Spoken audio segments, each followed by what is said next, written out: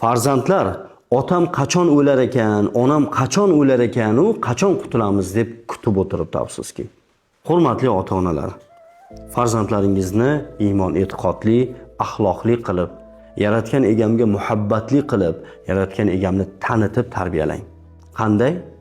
Muhabbat bilan, sevgi bilan.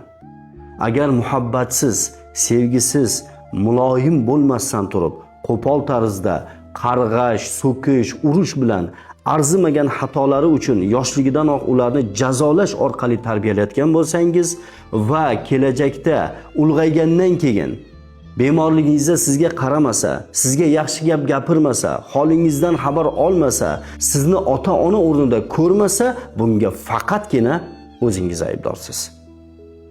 Zero tarixda shunday bir voqea bo'lgan. Hazrat Umarning oldiga bir otaxon keladi-da, o'g'lidan shikoyat qiladi. Ey Amiral Mo'minin, o'g'lim meni urdi. Tayoq bilan, cho'pon tayoq bilan urdi. Unga bir nasihat qiling va uni jazolang deydi. Shunda Hazrat Umar o'g'lini chaqirtiradi va o'g'liga: "Nega otangni urding? Xudodan qo'rqmadingmi? Oq bo'lishdan qo'rqmadingmi? Hisob berishdan qo'rqmadingmi? Buni gunoh ekanligini bilmasmiding?" deydi. Shunda haligi yigit: "Ey Umar, siz aytayotgan narsalar nima? Xudo kim? Gunoh nima? Din, diyonat, iymon nima? Bularni hech birini men bilmayman" dedi.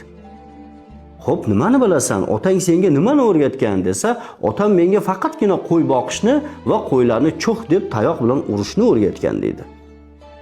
Shunda Hazrat Umar odilona bir qaror qabul qiladi.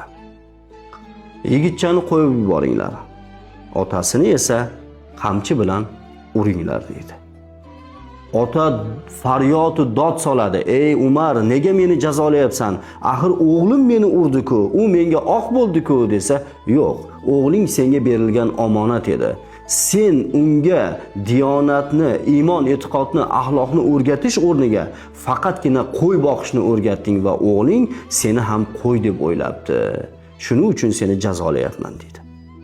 Xulosa, farzandlaringizga bugun mehr muhabbat bermas ekansiz, avvalo o'zingiz diyonatli inson bo'lib o'rnak ko'rsatmas ekansiz, quruq gapingizni, quruq nasihatingizni olmaydi va kelajakda faqatgina sizga oq bo'ladigan farzandlar bo'ladi va mana shu oq qilganingiz uchun ham o'zingiz javob berasiz.